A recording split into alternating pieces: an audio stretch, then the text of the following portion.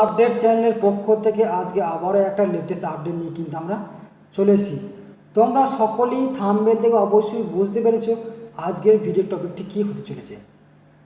পশ্চিমবঙ্গে আবারও গ্রাম পঞ্চায়েতে কর্মী নিয়োগের বিজ্ঞপ্তি ইতিমধ্যেই প্রকাশিত হয়েছে। এই গ্রাম পঞ্চায়েতের প্রতিটি গ্রামে গ্রামে আশাকর্মী নিয়োগের এই বিজ্ঞপ্তি প্রকাশিত হয়েছে পশ্চিমবঙ্গ সরকারের তরফ থেকে।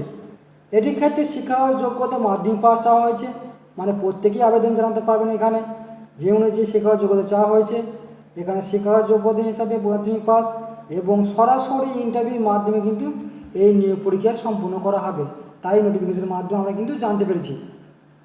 এবং ভিডিও শুরু করার আগে প্রত্যেকে বলে রাখি, এই চ্যানেলের নতুন সদস্য অর্থাৎ অডিয়েন্স হয়ে থাকলে প্রত্যেকে চ্যানেলটাকে সাবস্ক্রাইব আসতে বেল আইকনে ক্লিক করে দেবেন সবার আগে নিত্য নতুন আপডেট পেতে।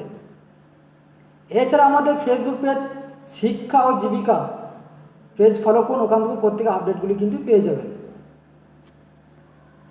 25টি গ্রাম পঞ্চায়েতে নতুন করে কর্মী নিয়োগ শুরু হলো। একসঙ্গে 25টি গ্রাম পঞ্চায়েত দপ্তরে গ্রামে কর্মী নিয়োগের বিজ্ঞপ্তি প্রকাশিত হয়েছে। যে সকল চাকরি প্রার্থী গ্রাম পঞ্চায়েত দপ্তর অর্থাৎ বিভিন্ন গ্রামে চাকরি করার জন্য অপেক্ষা করছেন, তাদের জন্য আজকের এই ভিডিওটি প্রথম থেকে শেষ অবধি দেখবেন, তাহলে কিন্তু বিস্তারিত তথ্যগুলি জানতে পেরে যাবেন। গ্রাম পঞ্চায়েত দপ্তরে বিভিন্ন গ্রামে গ্রামে কীভাবে আবেদন করবেন, আবেদন করার জন্য চাকরি প্রার্থীদের শিক্ষা যোগ্যতা, বয়স, বেতন, আবেদন পদ্ধতি ও নিয়োগ প্রক্রিয়া সহ বিস্তারিতভাবে নিম্নে আজকের এই প্রতিবেদন আমরা তা জেনে নেব স্টেপ বাই স্টেপ। শিক্ষা যোগ্যতা সম্বন্ধে কী বলেছে এই নোটিফিকেশনের মাধ্যমে, চাকরি প্রার্থীকে মাধ্যমিক বা সমতুল্য পরীক্ষায় অবতীর্ণ হতে হবে অর্থাৎ পাস করে থাকতে হবে। এছাড়া মাধ্যমিক বা সমতুল্য পরীক্ষায় অনুত্তীর্ণ পরীক্ষা কিন্তু আবেদনকারী হিসাবে বিবেচিত হবেন না বলে জানিয়েছে, অর্থাৎ মাধ্যমিক কিন্তু না পাস করে এখানে আবেদন জানানো যাবে না। উচ্চতর শিক্ষার যোগ্যতা হলেও এখানে আবেদন জানাতে পারবেন প্রত্যেকে। চাকরি প্রার্থীরা আবেদন নথিভুক্ত করতে পারেন প্রত্যেকেই মাধ্যমিক পাসের নম্বরে এই ভিত্তি করে নিয়োগ করা হবে না, শুধুমাত্র মাধ্যমিক পাস যোগ্যতা অর্জন করে থাকলে প্রত্যেকে কিন্তু এখানে আবেদন জানাতে পারবেন, তা কিন্তু স্পষ্টভাবে জানিয়েছে নোটিফিকেশনের মাধ্যমে। আমি ভিডিও নিচে ডিসক্রিপশন বক্সে নোটিফিকেশন লিঙ্কটি দিয়ে রাখবো, ওখান থেকে আপনারা সরাসরি ডাউনলোড করে বিস্তারিত তথ্যগুলো জানতে পারবেন। এছাড়াও ফর্মটি ওখানে দেওয়া আছে, সেই ফর্মটি প্রিন্ট আউট করে প্রত্যেকে ফিল আপ করতে পারবেন। আমি নেক্সট ভিডিওতে আমি ফর্ম ফিল আপটি দেখিয়ে দেবো কীভাবে তা স্টেপ বাই স্টেপ ফর্মটি ফিল আপ করতে হবে। বয়সসীমা সম্বন্ধে কী বলেছে এখানে, চাকরি প্রার্থীদের বয়স 1/12/2024 তারিখ অনুযায়ী 30 থেকে 40 বছরের মধ্যে হতে হবে।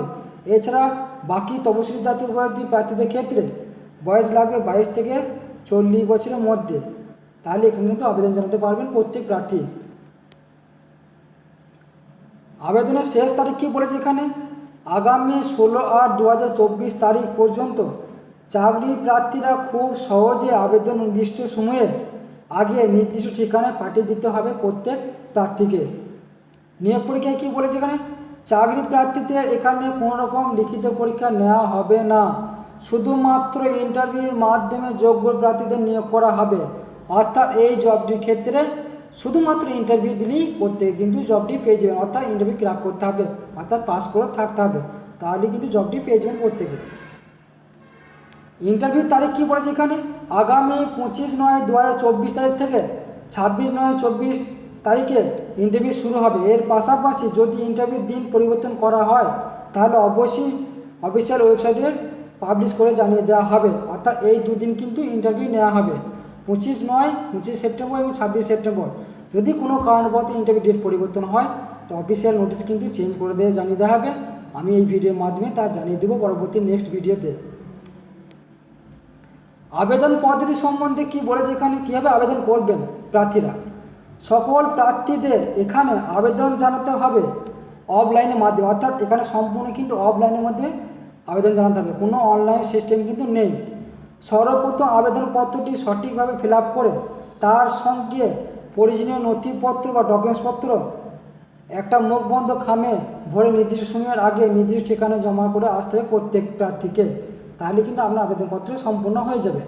এছাড়া বিশেষ যে গুরুত্বপূর্ণ তথ্যটি দিয়েছে সেটা হচ্ছে, এখানে শুধুমাত্র বিবাহিত, বিধবা বা আদালত কর্তৃক বিবাহ বিচ্ছিন্ন মহিলাই শুধুমাত্র আবেদন নথিভুক্ত জানাতে পারবেন আশাকর্মী পদে।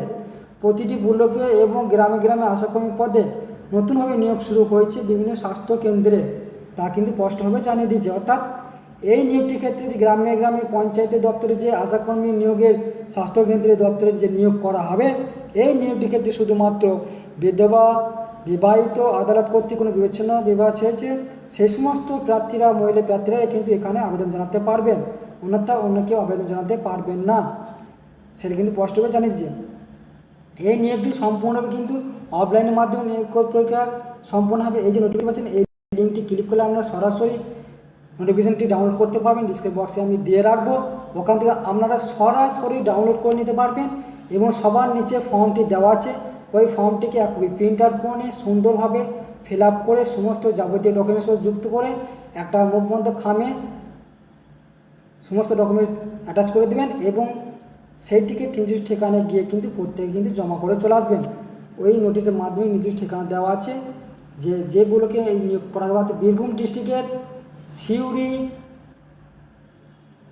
যে ব্লক, ওই ব্লকগুলিতে নিয়োগ করা হবে। আমি শুধুমাত্র একটা ব্লকের নাম দিয়ে রাখলাম। সেই ব্লকে পঞ্চায়েত আন্ডারে সমস্ত নিয়োগ পরীক্ষা হচ্ছে, নোটিফিকেশনটি ডাউনলোড করে সমস্ত ব্লকের নামগুলি আপনারা পেয়ে যাবেন।